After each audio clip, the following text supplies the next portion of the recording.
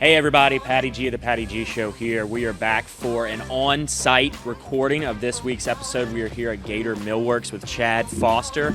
I am super excited to learn about his journey, his story, how he got here, and more importantly, what all this high-tech gear is behind us in his warehouse production facility. We're going to talk about all those types of things and kind of how he built the company from where he picked it up from his dad to where it is now, and just all exciting things across the board. But before we get to that, I want to give a big, wonderful shout out and thank you to the amazing folks that make this show possible each and every week. We have Falaya Real Estate, Horizon Financial Group, Mercedes-Benz of Baton Rouge, Government Taco, and of course, you know, our outfit that we're wearing today is brought to you by McClavey Limited. Without further ado, Chad, welcome to the show. Thank you. Thank you for having me out at your facilities and to kind of witness how this secret sauce is made, man. This is pretty intense, I'm not going to lie. It's a little different than your normal cabinet shop.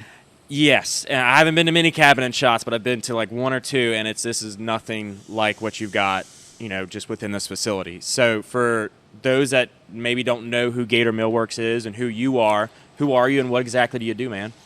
Well, my name's Chad Foster. I am the CEO, president of Gator Millworks, and we are an architectural millwork company that makes custom millwork items for commercial and residential projects located throughout the South.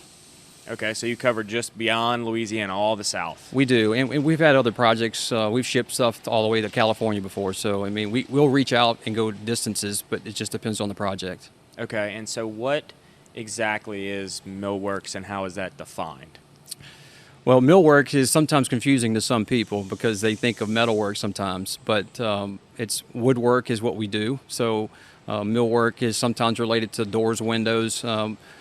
We don't make doors and windows here. We do casework, specialty items, a little differently, but the millwork came from when the company was started 28 years ago. Okay, so let's go back those 28 years. I'm assuming it was way different than what we've got behind us, so kind of walk us through that progression of how it was started, how it was founded, and then kind of where we are today. Well, my father and a gentleman, so my father, Randy Foster, and Gary Henson was the original founders of this company. Gary was a home builder, and my father was a trade carpenter. And they started the company, named it Gator Millworks, and I think some people may think it's probably off of a gator, but it's actually not. It's actually from a dog. It was the name of a dog, so that's how they named the company Gator Millworks. But they started off in central Louisiana. They real small, it's a residential millwork shop that produced cabinets for kitchens and bathrooms, and just kind of grew from there. Went from about a year and a half in central, and then relocated to Denham Springs. Right there on Highway 16, and that's where we were until we moved here. Okay. And so at the time, what type of work were they doing in those early years at I'm assuming a much smaller scale than where you are now? Much smaller scale, but at the time, that was the early 90s, so market was extremely hot locally, and built a lot of cabinets for custom home builders in Baton Rouge area, Livingston Parish, surrounding other parishes, but stayed really into the residential market, and not until we really kind of grew into the commercial where this becomes where the need's at. Yeah, and I figure, in that residential market, it's a whole lot easier to do that by hand, I'm sure. It is, but it takes a lot more skill. Yeah, yes. It's more hands-on residential work is, so I think that was a great thing for me to learn that first was important because we went from doing everything by hand, which I am thankful for, because this becomes easier with the technology. Oh yeah, and I know just from doing some of my own kind of not necessarily millwork, but residential repairs and maintenance and just improvements on my own house, making a cabinet with proper fitting drawers, proper fitting doors is not an easy task at all. It starts with a cut list. So you make a good cut list, and it will actually fit a little bit better. But what? A cut list. Yeah, exactly. Yeah. I'd never would use one of those, and it shows when you don't. You just got to break everything down. So you start with an idea, and then you take it from material thicknesses and everything else, and start making cuts. So how did you start getting involved with Gator? So my father, I wanted to work with him in the summers. So when I was out of middle school, summertime's come around, and I wanted to go to work with my dad. So that's how I got started in the millwork industry. I mean, what made you want to go start working on cabinets? I don't know. It was something that was interesting, I guess. I've always liked working with my hands. I'm thankful for having that ability to do that, and to learning that skill. But learned at an early age, I guess, and just I like challenges. So I think that pushes me to do things differently because of that. And so, like, what were the dinner table conversations? I mean, did you ever feel like it was not necessarily like pressured into going to the family company, but was there ever discussions of how is this going to continue for the next generation? I mean, was that even a thought at the time? At the time, no, it wasn't the thought. It was kind of like you take a day at a time and you kind of see where it goes. And that's kind of still how it is today in one respect. So, you know, we all learned in the last several years how to pivot. So I think that it's no different than it was then. It's just a little bit different of a pivot. But you just kind of, whatever works and you like it, you love it, and you do it. Yeah, I mean, I grew up in a family business household as well, and it was every dinner table was always talking about how was the day's work, how were the projects that were being done, and it was that very much day-to-day mindset. But, you know, it's always looking forward at that point in time, how do we pass on the baton? You know, how does it continue as either a family legacy, or how do we pass it on to the next set of people that are going to take the company to the next level? It's, I'm sure, is part of every family business history and part of their plan, I guess. I have 2 kids, so I have an answer to that, but that's up to them. You know, so Yeah. they have to want it. I wanted it, so I think the person has to really want to do it. The family may want that, but they really have to make sure that the person is going to take care of the company that's been around for so long. And that, I think, is part of a family business element that is important, giving them the ability to kind of make that decision, make that choice, instead of telling people or telling your kids, no, you're expected to come to work when you're 16 or whatever age it may be and take on this family legacy. Like, I took this from my dad and I grew it to where it's at now, and I expect you to kind of do the same. It almost puts like a bunch of pressure on the children to kind of have these expectations they have to live up to. So I love the way that y'all are approaching it. Yeah, and I would never have that for my kids. I got 2 beautiful girls, and they do mention it at times, but it's once again, they have to put in that effort and that work. So are they of the age where they have come like worked around, or they just come and visit dad at the shop? they come and visit. Yeah, I have a 16-year-old and a 10-year-old. So Yeah, not quite at the age of getting behind the saw and everything. I'm trying to get my oldest one to come maybe work a little bit this summer. So there you go. Just do more like, operation side of things. a little bit. So you were talking before the show, you actually were on track to graduate early and kind of go into your career at a university. So that's kind of, I want to walk through that high school career and then the point in time in which you kind of had to put your foot in the game and start taking this over. So I went to Central High School. I wanted to graduate a little earlier than I guess I should have, but I had friends that were older than me. They were in college, and I wanted to be with them. So I same way. Kind of learned that some things that I could take some correspondence classes with LSU. Took some of those. I went to Walker High School to take a summer school English class, and it let me take English 4 as a junior by doing that. And I didn't quite accomplish it the way I wanted to. I ended up having to come back for my senior year for 1 hour. So, but it was experience to learn to change something. And to grow. So stepping into a kind of, I'm assuming, a pretty significant role at the time after high school and college, were you ever hit with people looking at you and not having the experience that your dad did? I know that dynamic of always working with a father or a parent and then having to work with the kid, there's a shift there. Did you ever experience that, and how'd you kind of work through it, I guess? I talked to my dad a lot. A lot of questions. He supported me a lot, obviously. Clients, you got to realize when we're in the residential market so strong, early 90s, early 2000s, we're doing projects for people. That's their personal homes. So, I mean, they're investing what could be their life savings. It could be their forever home. So big decisions are being made by these customers. So they do have a high expectation. So an early 20-year-old man coming through measuring for cabinets sometimes is I did get some pushback, but it also pushed me. I was about to say, 20-year-old man, I'm sure they were like 20-year-old kid at the time. Why is this kid coming into my house taking measurements? Like, where's your dad, son? How many times did you get that? A lot. a fair amount, Yeah. but it's okay. Like I think it helped push me who I am today. I wouldn't change any of it. Yeah, and that is something that's always going to be a challenge, is that age perception. Like, it's one of those components of being an entrepreneur that is not, I guess, talked about enough in that ecosystem, is that if you start a company at such a young age, or you step into the position similar to what you did with the family business, you're going to have pushback because of how you're viewed based on your age. You're going to be seen as lack of experience, or walking in the man's shoes and just taking over from his parents or his dad or his mom, whomever it may be.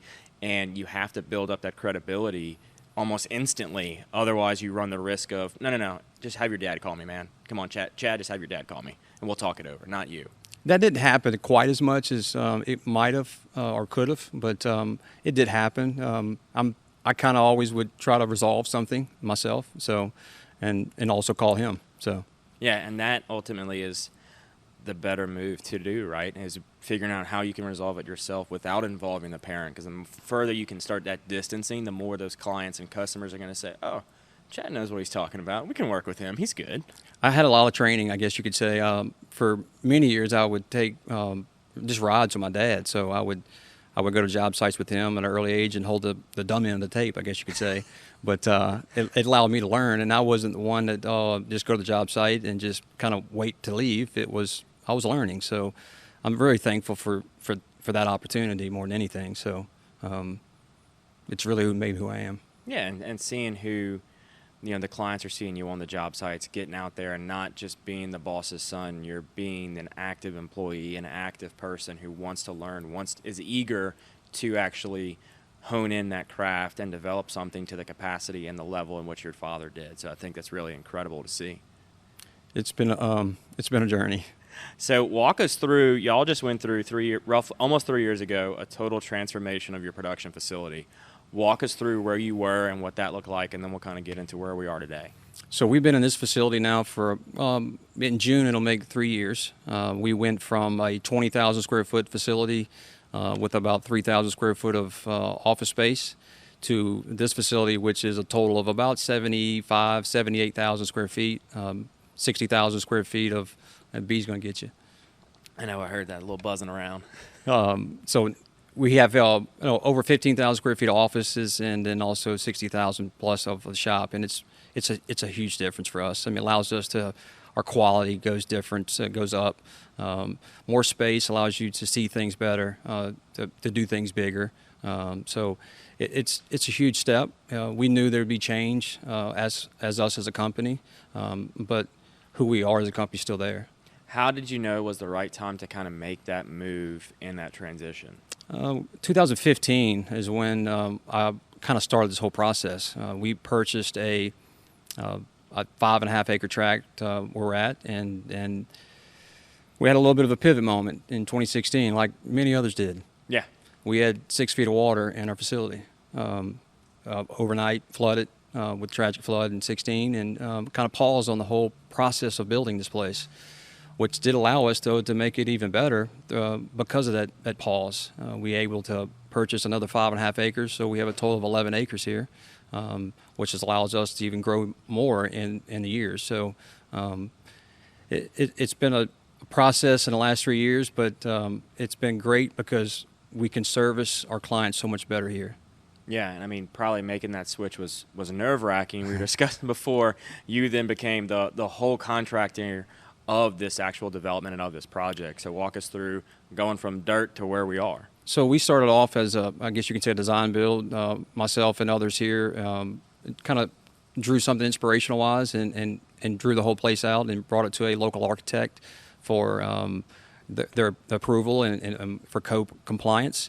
We hired a contractor to help build this facility, and so it was a process learning from, what happens with the sewer, what happens with power. So lots of things had to come through from something from dirt to where we are today. So that's was an experience that was good to have for me. Yeah, I'm sure you're going from, okay, we just need to build cabinets, and now, hang on, how do we build a facility that houses equipment? What do you need here? I mean, we were just recording, and you had your machine go on in the background. We'll talk about in a little bit, but it's like, how do you work for all these different pieces coming together to build a flow of a workshop, at a much 3 times the capacity in which you were beforehand.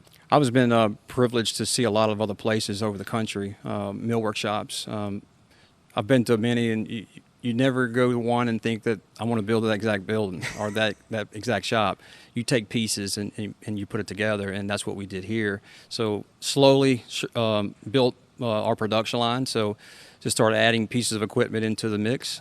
We were able to bring equipment in here before we moved, so our transition was actually a little bit easier in one respect because we spun up a production line and then moved our existing production line here. So that made the transition a lot easier, even though it was during COVID. So we moved in June of 2020. So you had already drawn out everything and where it was going to go, before the first, I guess, stone was turned for this place. Not so much with we started with a shell, but the production line didn't probably get really designed until I'd say 6 months into us having a structure that we knew we were going to build. Gotcha. And so going through all that, how did you know? I mean, did you have all this equipment beforehand, or were you able to expand and get other pieces that you didn't have at the other facility? So we had some things, similar machinery that we had before that's here, but the big thing here is our store tech and telestore. It's the only one in the state of Louisiana. So until we got that here, we had to take about a 12-month journey to get that brought overseas from Germany. It was a long process, designed it to fit our building, but it allows us to move materials in ways that we never did at the old place. So that's an amazing thing. So what is that? Because it's a very big piece of equipment that was doing things by itself. So what the heck is it? So basically what happens is we receive our sheet stocks, and it's an end feed station, so we can take a unit of material, tell that machine that it came from this vendor, it cost this much. We want to put a shelf life on it maybe for 30, 60, 90 days, just as not that it goes bad, it's just that it tells us that do you want to do something with it if it's still in here. So it's got a lot of ability to tell us data that we never had. It moves it for us to the saw, so the operator never physically has to pick up a sheet to cut it. And we'll actually stack material on top too while it's cutting, so it's very fast. So it's bringing it to the saw. It reduces injuries on our staff. It lengthens their career because they're not picking up heavy loads on their backs. So there's so many advantages what this does of knowing what jobs that material went to. So a lot of data that allows us to do it, and then the speed.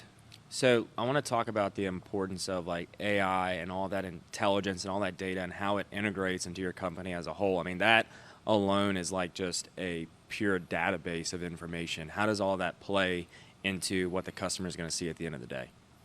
I think they see it in our quality, but because of the precisionness of how we cut parts from sheets, taking it from a saw, taking it to an edge bander, taking it to a machining center, to an assembly line, all those steps, and having the good machinery to do that allows us to have it. So not that you can't do it without it, it's just it becomes more challenging to do so at this scale. Yeah, I mean, you get your precision down to, I'm sure, a micro difference. Yeah, my dad said he never thought we'd be dealing with thousands in woodworking, so that was something I'll never forget. Yeah, if I'm going to get it within a 16th, I'm good with that. Most do. So y'all are able to literally get it down to the thousandths of an inch? Yeah, millimeters. So, oh my gosh. Yeah, these machines are precise. So from a production output standpoint, what did this facility do moving into it from a volume? We're still figuring that out. I mean, and the reason I say that is because we're a custom shop. We don't have a catalog that you make this one product in different sizes. We make different sizes, but it's fitting your space. So we look for the flexibility to have to create something for you. So allowing us to make things fast for the customer and then also affordable. So having this ability does that. So speaking on the customization and the customer input, I want to walk through a customer experience of what they would get going to Gator Millworks, from first meeting to they get the keys back to their house. What is that going to look like for them? Well, for a homeowner, that's going to look a little different than it does for a commercial job. So a residential client will sometimes have a design that they have in mind that they want to use, and sometimes they do not. So we can provide them with design services, and basically start with a set of plans, or Pinterest photos, you name it. Most likely Pinterest photos, let's be honest. It used to be magazines, so when I started, so it was just books and books of that. So, but you take those ideas from the client and you make them, reality. So in what type of, I guess, materials are offered within y'all services? If you can cut it on a saw, we'll usually cut it. So we offer everything from plywoods, lumbers, to solid surface materials. It just really depends. So, but nothing like stonework we don't do. But it's a mixture. Man-made stone, which is what this table is. Yeah, I was about to say this table. I'm intrigued. Like, how did you get to the point where you knew this was going to be part of the production? I guess, like with this particular tabletop. This particular table and top actually was we were hosting an event here, and we wanted some standing room tables, and so we came up with this idea to make this hexagon table, and we had some material here, and we did it. Very cool. So what does it look like from a larger scale production for a commercial or industrial size? How is that going to play into the customer component? So that could look differently too, because they have budgets that we may work on for 12 months, or it could be something that calls here today that we're picking up someone else's capacity of not being able to perform. So it just really depends on what that is, but it's usually defined more what they're looking for, because the architect has provided that information a little bit differently than for a homeowner. Gotcha. And so you will actually pick up capacity for some different millwork shops in the neighborhood? We do. When that ability does happen for us, so we get on big jobs. We just recently finished a 10-story multifamily project in New Orleans. It was for LSU Medical. It was 10 stories of 473 or 472 units. Holy smokes. It had almost 6,000 cabinets in it. It was by far our biggest job we've ever done. So it was a learning experience, but a very good experience for the company to have. Yeah, I imagine so. I mean, that is just a massive project for anybody involved. Yeah, we cut many, many sheets of material for this one. Yeah, I bet. Well, your machine was so. How much did that machine help you for that project? We couldn't do without it. It helped drastically. I mean, when you're cutting thousands of sheets of material in months of time, you have to be able to move it fast. So, not saying you couldn't do it without it, but you would need to be working 24 hours a day. Yeah, I mean, you've ultimately kind of shifted what millworking and being a cabinet builder looks like, going from being so hands-on to now you're almost like an assembly line pretty much for the cabinets that you're doing, rather than having to do all the hand cuts. Now it's just so, I guess, automated, which is really fascinating. Yeah, but a little more complex, because now you're taking more people to do that. So now you have engineers that draw and produce the work to send to the production shop, and most of those guys have never worked in a shop sometimes. So when that has never happened, so your systems and your software has to be on point, because it's what's feeding the machines, and if it's cut wrong, it's wrong. So did you ever imagine you'd be hiring like a graphic designer or an engineer when you first started kind of coming to work? No, I did not. I couldn't see that 20 years ago.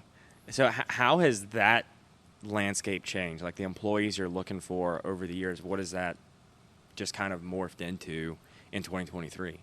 I think it's the same thing. I think the same thing we wanted and looked for as a company years ago, which is desire, effort, passion. I think if people love what they do, they're going to be successful, and they're going to want to do it. So, yeah, I mean, from like a role standpoint, though, what have y'all kind of seen shift over the years? Well, the trade itself has been, I guess you can say, I hate to say dying, but we've had to change into technology because of carpentry work just not as taught as much as I wish it was. So, well, and I feel like most skilled labor trades are kind of dying like that.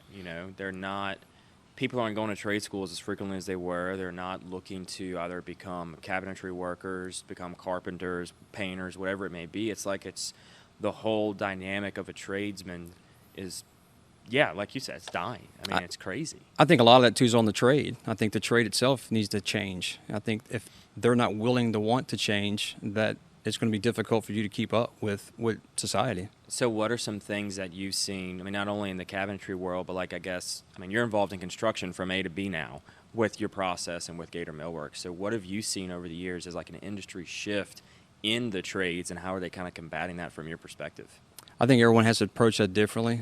What we do is we work with and reach out to local high schools.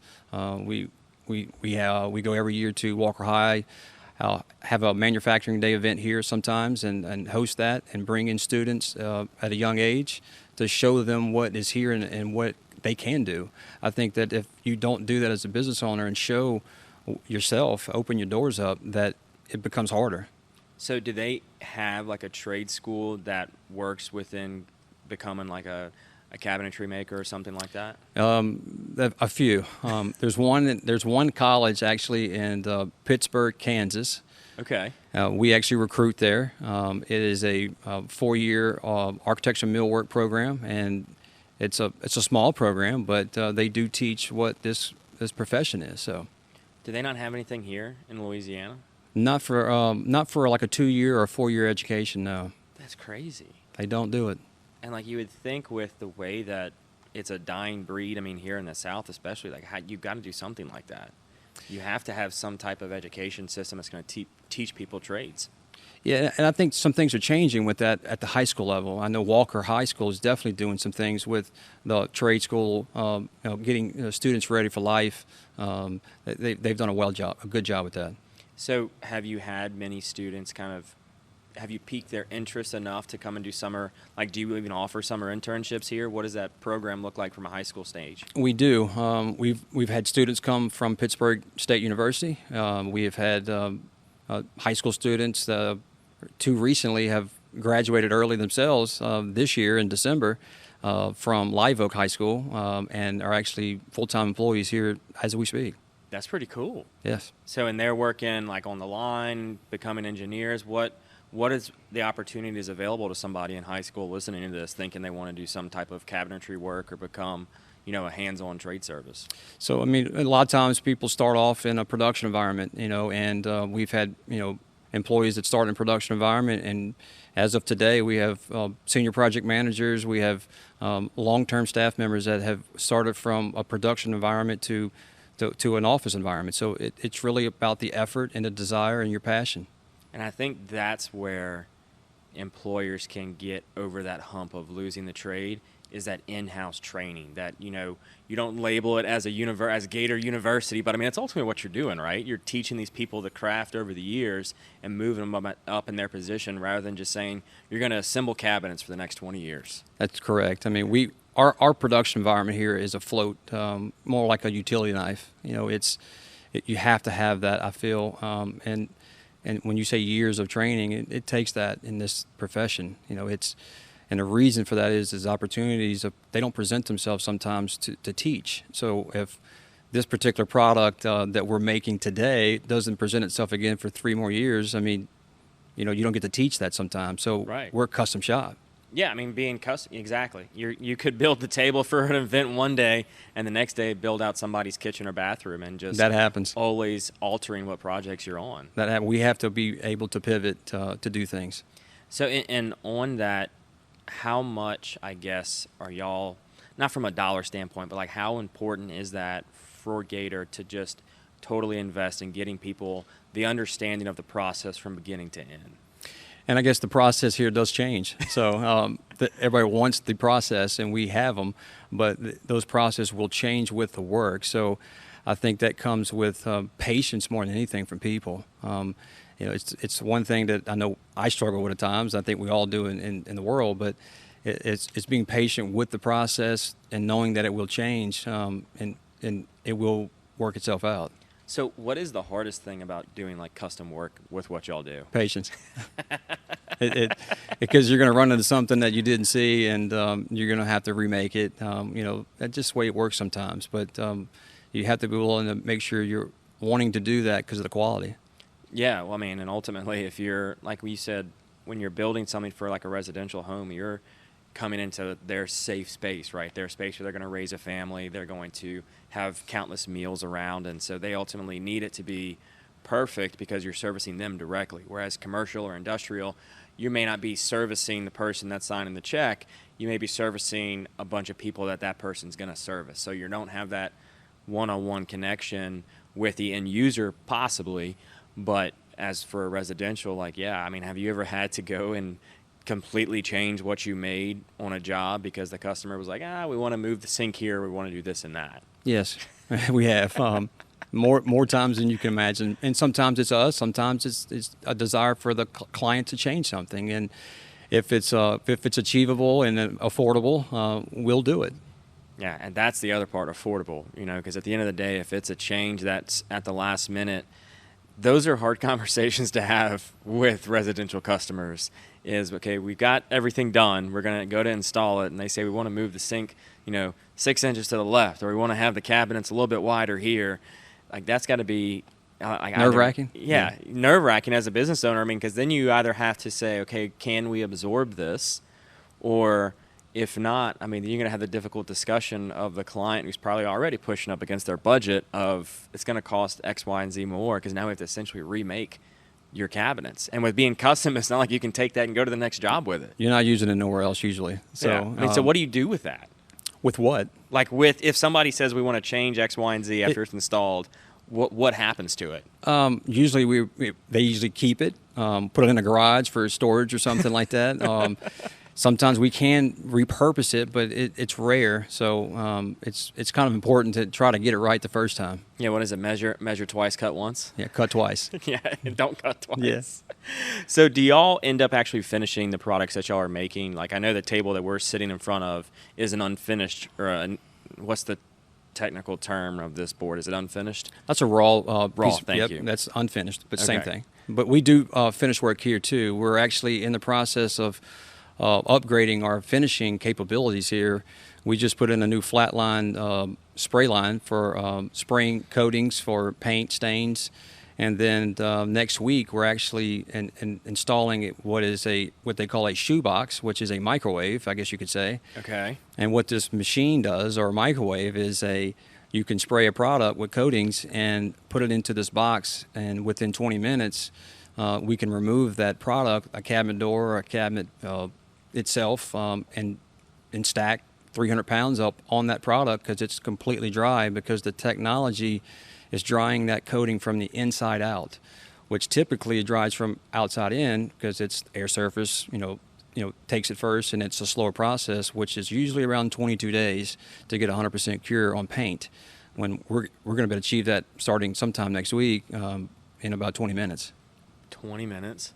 Holy smokes. So that's, acceleration. So now we're looking at when we're QCing a project that may be shipping tomorrow morning, and this afternoon we realized that there is a damaged product. We can take that, recoat it, put it in a booth, dry it, and put it in that truck and have it there tomorrow. So are y'all at the capacity now where you can have like next day turnaround projects? Somewhat. It always depends on size, Yeah. The scale of it. But as a rule, sometimes. You can't do 400 and something rooms. We're not doing that. We're not doing 6,000 cabinets 6,000 cabinets tomorrow. Yeah, that takes months. Yeah.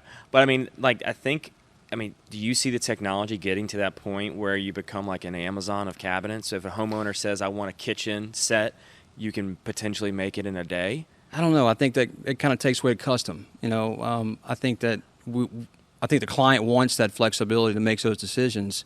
That's what we're looking to.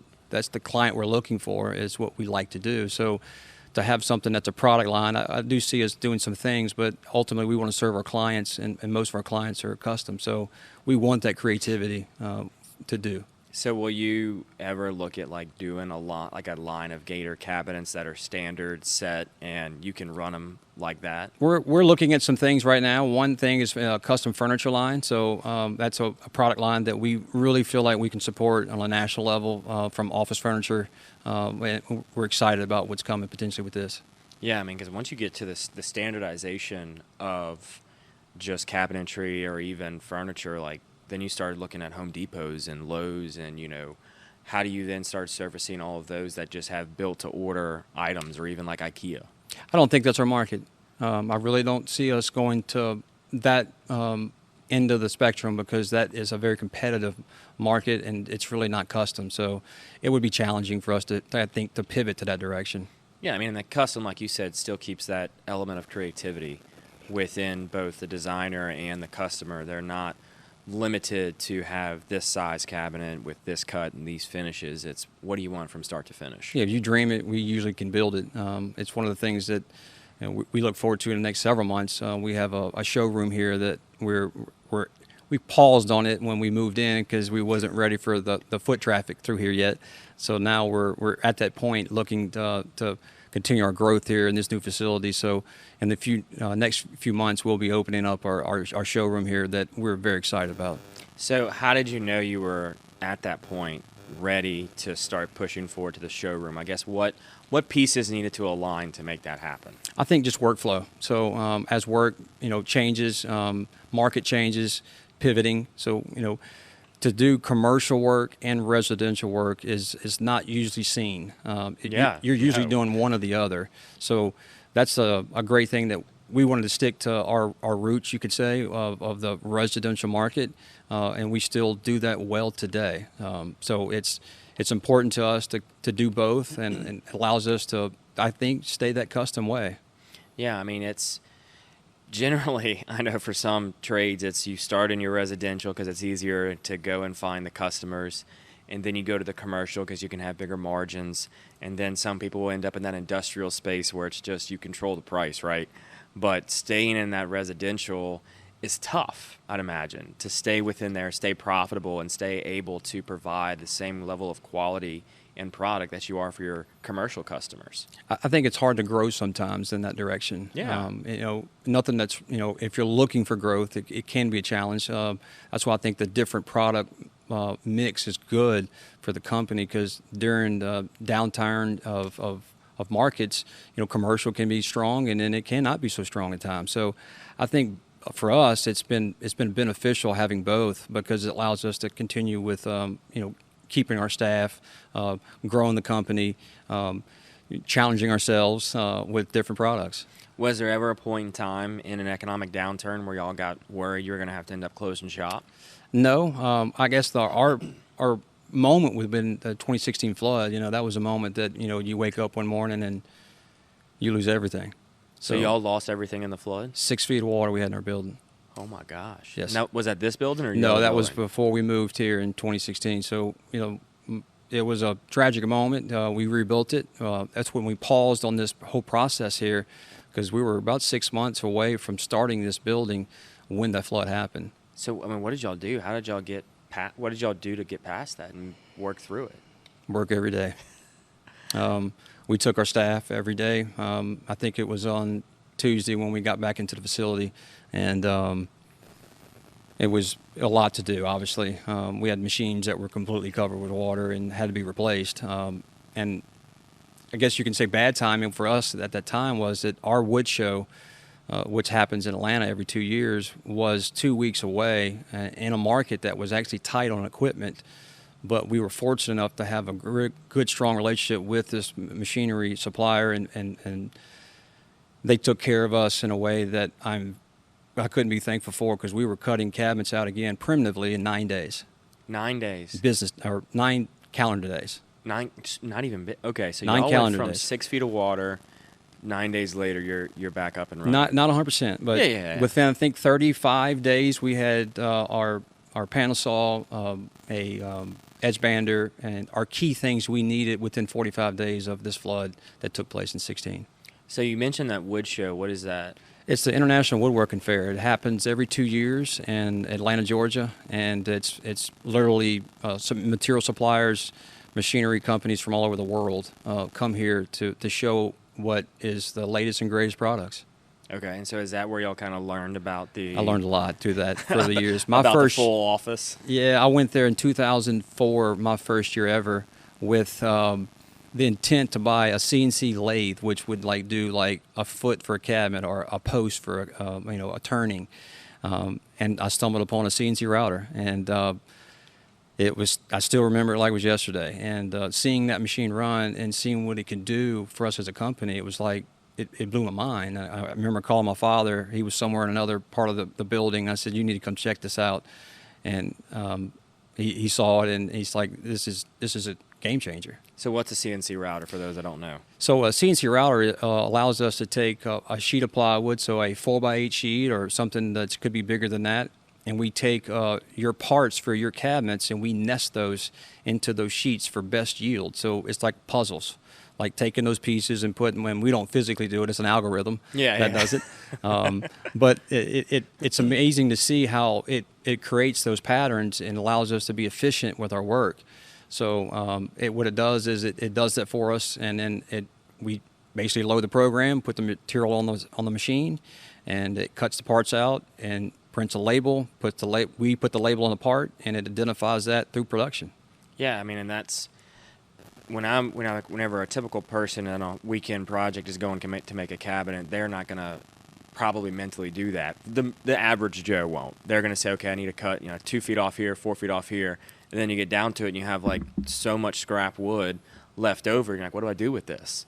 That happens here too sometimes. I mean, it's inevitable, yeah. Yeah, it is. One good thing we have here with that to help with that is off-fall management. So when we cut these parts and it is a drop, it will inventory that drop as a usable drop, and it gives it I guess you can say a unique number. And really? Yeah. So when production sends out another job, it's going to recognize that part's available, and tell the operator, to pick and use that part instead of bringing a new piece. So all this technology allows us to do these things. I mean, some of the stuff I can't do, but because I'm not involved in day-to-day operations, but these things is why we built this place, is to be efficient and to be able to help train and teach this trade.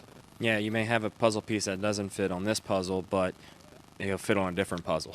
Correct. or you can cut it out for the other puzzle that you're building. And sometimes it could be 6 months before you use that drop again. But knowing where it's at, that's the great thing about what we can do. That's crazy. It's pretty different. And so is there like a capacity or a limit for the amount of storage, or I guess brain power, that this machine can have, and how long it can store a piece like that? Yeah, so I mean, it's not about the thickness of the material like inside the store, what it keeps. It's about the overall height of a stack. So, it's about 6 foot overall heights is what it can have, and I don't think we've even got close to maxing the capacity out on this. Now, what is unique about it is that it learns behavior of where you put materials. So, by placing this stack of material here in this location, it may, 2 months from now go, okay, we're going to start storing that here because it's more efficient and faster to cut it from this location and retrieve it instead of where it was. So it learns it learns your behavior, I guess you could say. Oh, wow. And will help identify where you can improve. Is that a little scary for you? Somewhat. The machine's learning. Yeah, the machine's learning who you are. I mean, this industry is a little bit behind, I guess you could say, always from like the manufacturing of cars and things like that. But robotics is coming for us in this industry. It's here. Literally, a robotic machine can come and pick up a stack of parts and bring it to the next machine. So a person doesn't have to do that, but that's a long ways out, I think, for some. So I was about to ask you that. How long do you foresee needing a staff to like assemble and put these cabinets together before it's replaced by a machine? I don't see that. I mean, I don't see that here. People are important. So I think that, technology here is to help lengthen someone's career is the biggest thing. Safety, your health. Machinery is not to replace people, and I don't see it that way because it's just a trade. It just helps you do it. It helps you get rid of the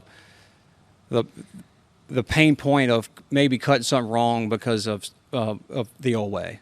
Right. Yeah, and that's kind of where I was getting, is like not necessarily eliminating the people, but shifting their roles. Right. Making sure the machines and programming the machines to do the work and kind of assist with that, like bring, like you're saying, if it's a cabinet that's too heavy to lift, using the machine to help them so they're not pulling their back, and giving longevity and a better source of life. Yeah, we have a lot of those things throughout here, just from helping longevity for everyone, because it's you have to have people. So by not having those things in place, it does. I've seen it where carpenters, their bodies hurt. So oh yeah, I mean, that's anytime you have a manual labor or a manual trade, you're putting significant wear and tear on your body. And without proper recovery or time off, it's just you're deteriorating everything over time, and you get to the point where you can no longer, maybe pick up a 4x8 sheet of 1-inch thick plywood by yourself at that point. You just lost the ability to do so because of how much wear and tear you have. without a doubt. So where do y'all see kind of Gator making its next step within the industry? I think just keep an open mind, changing, serving our clients the best we can. So I think we'll continue to grow nationally as we have been doing for years, supporting more challenging projects too. We seek those, so it's something that we want to be challenged on a daily basis.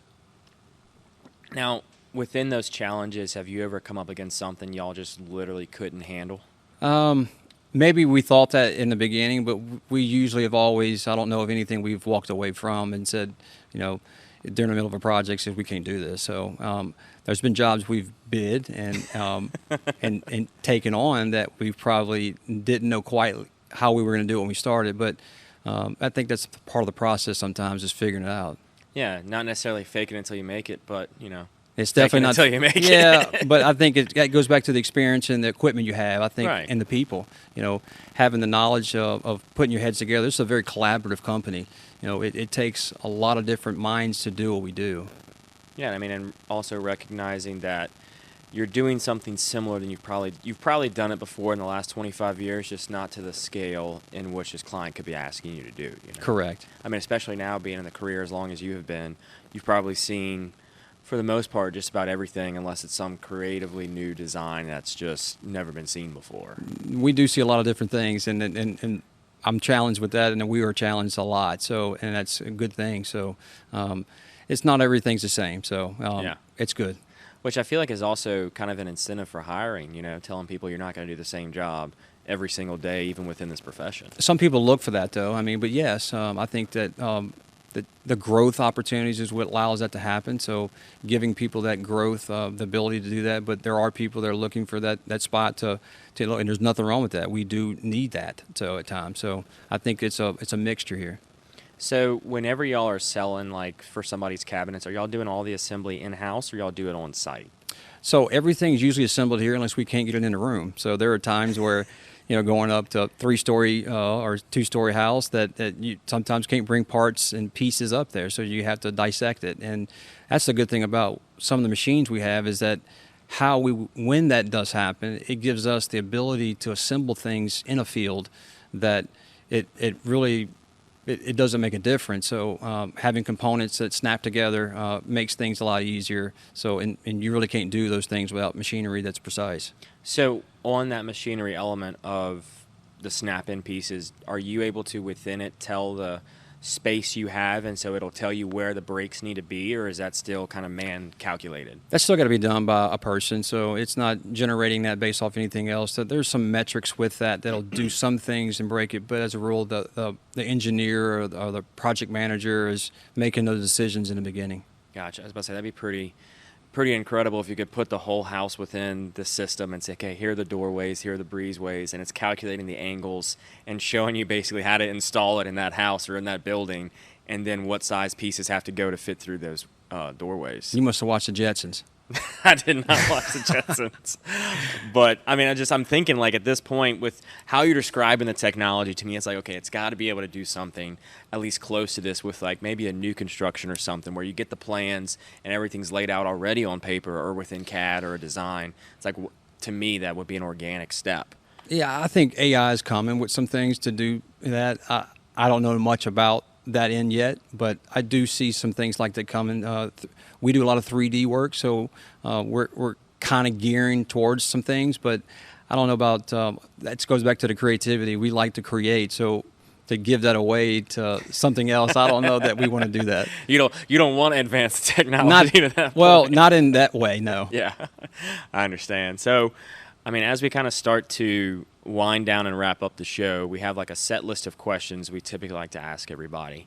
And so for years being in the business for 25, years and having to go through some challenges initially and taking the family business over, what are like 3 lessons you've kind of learned along the way?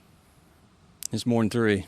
Okay, well, give us a list. What are some lessons you've gathered in your years? Learn to listen. I think that's important for people to put yourself in someone else's shoes. I think if you can't do that, it's going to be a long road. Love what you do. I think if you don't find that, it's going to be painful. Very painful. And I guess a third one would be is be willing to change. If you're not, it's going to be another long road. So, I think you just got to be willing to change. And, not necessarily completely change, but like a pivot, recognizing when the change is necessary. And Sure. not trying to, continue pushing through something that's just, it's not budging, but then making that pivot and moving around and ultimately getting to the end goal is definitely something that's going to be important for we don't anybody. want to reinvent the wheel, that's for sure, but no need that. There's no reason to change up or reinvent how something's done if it's already at a very efficient capacity. I agree. So what is something you did as a kid you wish you could still do today? I'm still a kid, so I don't know that answer. I guess I don't know. That's a tough one. Okay, so what is something you did growing up? Like whether it was with friends or family, what is kind of some good childhood memories? I enjoyed playing baseball. Okay. I did. It was a challenging sport. You push yourself through it. So I think that sports are great for that, and makes people who they are. Even if you're not a pro star, it doesn't have to be. I think that in sports in general, it's great for that environment to learn to be around people. Yeah, it gives you that team building effort Most too. definitely. Especially in baseball and those team sports, it gives you the lessons of learning how to collaborate, learning how to give and take, and learning how to deal with a variety of personalities in a tense environment. Yeah, and listening to a manager. Yes, learning to take advice and where to change and mix things up. Yep. So what is something you love about Louisiana? The people. It's I think of what I've heard and seen in my life of 43 years. I think that the people here are just amazing. We're different. I think that most here will step up and do anything that they need to do to help someone. So I think that's a huge thing. So I completely agree with you there. The people are always eager to help out. With y'all going through this 2016 flood, I'm sure you were firsthand witnessing what some of the people will do. I was right there with a lot of people going and helping people tear out sheetrock, pull out their cabinets to then be replaced, and it was like a testimony of how powerful and willing to help people are in Louisiana. We band together through good times and bad, and it's like everybody's family here. Most definitely. We did that same thing. We divided our staff up for months every morning after that flood, and took half our staff and sent them to family members' homes and helped them clean up their homes to get back to life. So it's what we do. Absolutely. And so for the final question for you is, what can I do to help you, man? I would say keep being you, spread the word. I think this is an amazing place here. I think that the technology here in our industry is something that it's not seen obviously much, and we'll open doors. Like I said earlier, it's I think that more people can come and see this place and be inspired to be something different, not to be this place. I mean, you don't have to be, but you can be yourself. Right. So what is the easiest way for somebody to get a hold of y'all, reach out to you, and kind of explore some different products that y'all are able to create for them? We got a lot of social media accounts, so I think you can see a lot of our work through it, our website as well. Soon our showroom will be open, and we look forward to seeing Baton Rouge people come and see it. Absolutely, man. Well, I appreciate your time today, Chad, and welcoming me into your insanely I'm blown away by this production facility you'll have over here. It's absolutely incredible. So thank you for your time today, man. I really appreciate it. Well, thank you for coming out. Absolutely. And thank you, everybody else, for listening or watching to the show, whatever form you're consuming us. I'm very appreciative. I know the guests are as well. If you've got a cabinetry job that you want to have some custom cabinets made, make sure you reach out to Chad and his team, and they're definitely going to take care of you every step of the way. And thank you also to the amazing folks that bring you this show each and every week. We've got a little bit more about them right now. Sell your home for a $399 flat fee with Falaya. No, seriously. Falaya will list your home on the MLS and help you get all the way to the closing table for as little as a $399 flat fee.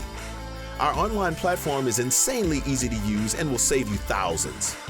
If you're thinking about selling your home in 2022 and want to keep more of your hard-earned equity in your pocket, you need to check out Falaya. Falaya, real estate reimagined. Thank you all so very much for listening to this episode of the Patty G Show, brought to you by Government Taco. They're located on the corner of Government Street and Jefferson Highway.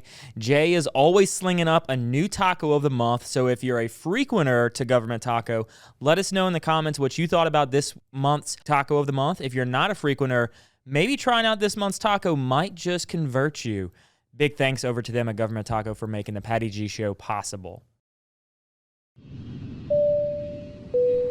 Imagine taxiing on a plane looking toward the end of the runway. It seems so far away, it's even hard to see it. And that's what the concept of retirement probably felt like when you were in your 20s, 30s, and 40s, way far in the distance, not visible or even a concern. But as you turn 50, something happens. Retirement suddenly seems like something real, something not too far away. In your 50s, you are rolling down the runway. Retirement is getting closer and closer, faster and faster, weeks and months zipping by. But are you even ready for a successful takeoff to retirement? Fear not, there's still runway left. But the time is now.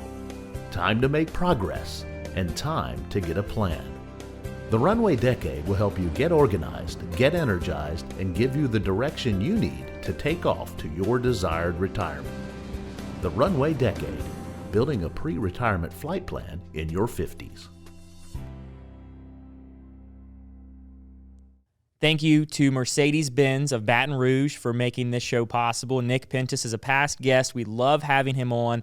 Listening to him talk about the culture they have over at Mercedes-Benz of Baton Rouge is really an incredible thing to hear. How they treat not only their employees, but every customer that walks through the door.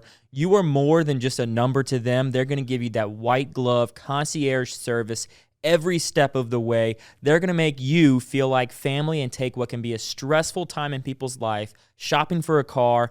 They're going to make it so enjoyable and so pleasurable. You're going to want to go back there time and time again for every new vehicle. Thank you so very much for Mercedes-Benz of making this show possible. Thank you to our wonderful sponsor, Lake Men's Health Center with Our Lady of the Lake Physicians Group.